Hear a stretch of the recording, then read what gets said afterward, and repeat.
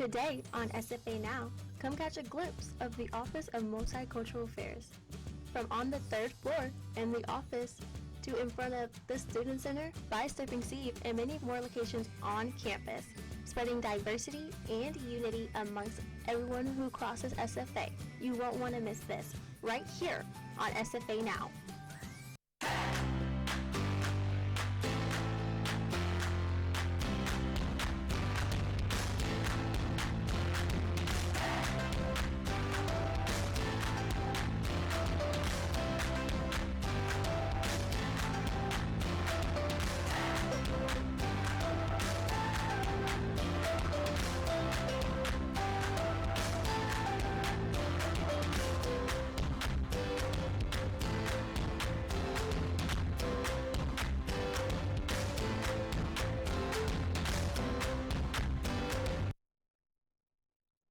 Welcome to SFA Now. My name is Jabbar McMaster, and today we're looking at the Office of Multicultural Affairs. But before we go in depth, let's take a quick look at the everyday perspective.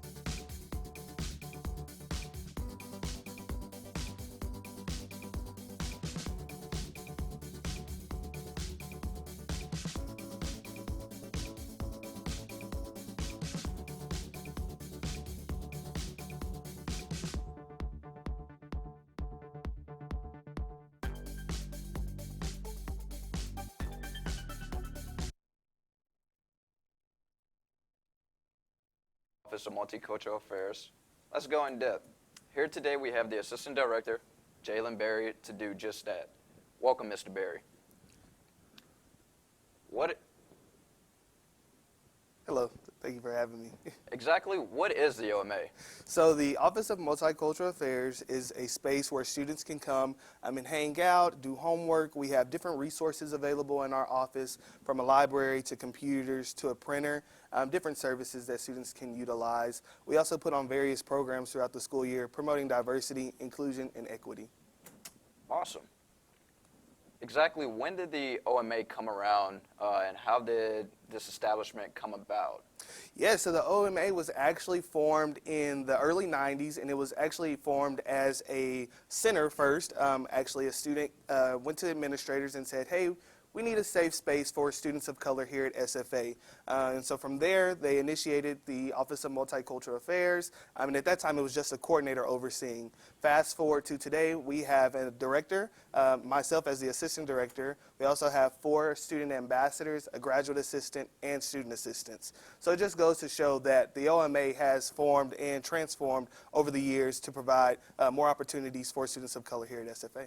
Awesome, awesome.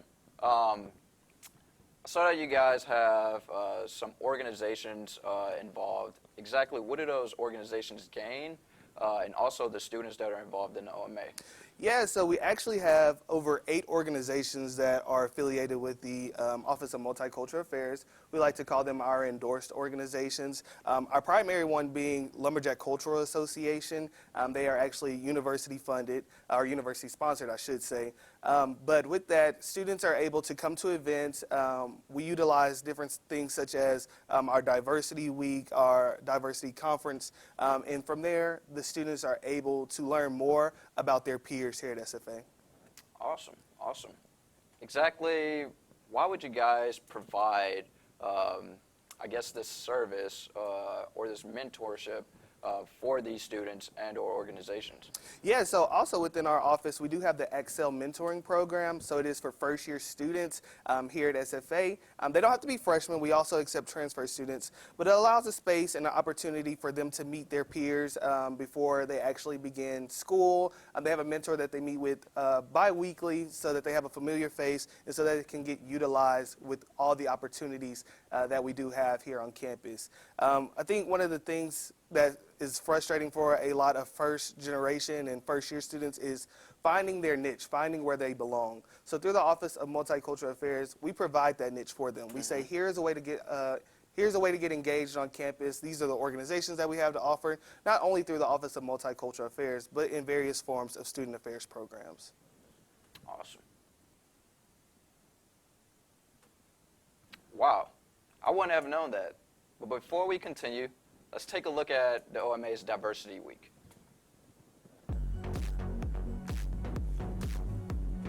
So diversity to me is including all peoples of color, race, gender, sex, and all the above ethnicities, and we embrace different cultures and acknowledge them and also learn more about them. Yeah. Diversity Week here at SFA means that we are embracing different cultures. So I work for the Office of Multicultural Affairs, so we have organizations like Asian Culture Club, we have organizations of Latin Americans, also African Student Association, and many more. And so it's a week for people to acknowledge and learn more about these organizations.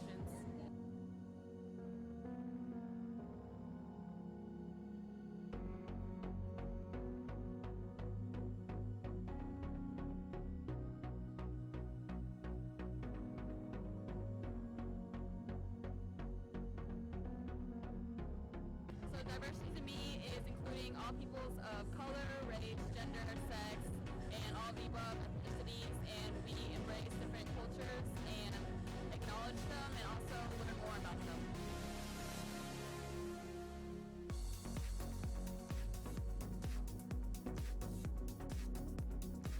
We actually do notice these people and that we do care about them, and we want people of all as students at SFA to come to our event, and it's public, so feel free to come.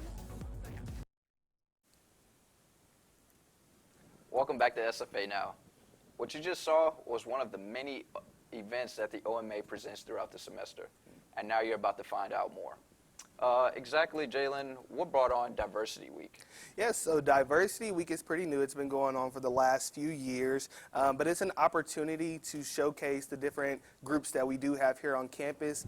Our Lumberjack Cultural Association actually puts on Diversity Week, and they do a fantastic job.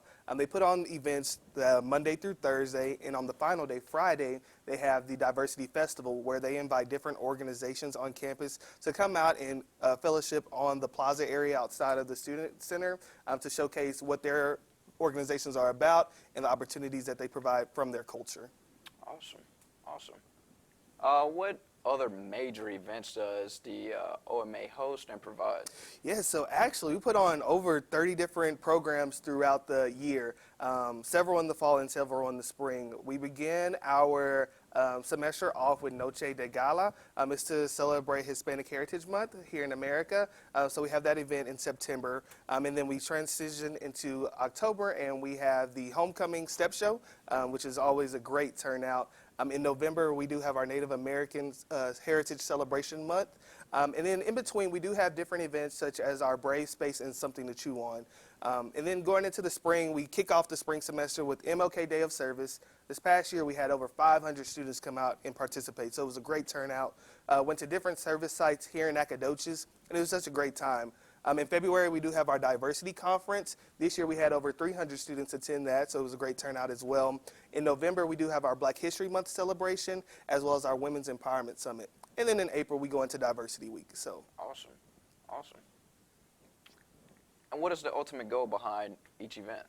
So each event has a different meaning. For Women's Empowerment Summit, we want to showcase that women are impactful, that women are outgoing, and that women are safe here at SFA. That they are leaders, and they have been leaders for years. Although sometimes a lot of women do not get that recognition, through women's empowerment, we like to showcase this.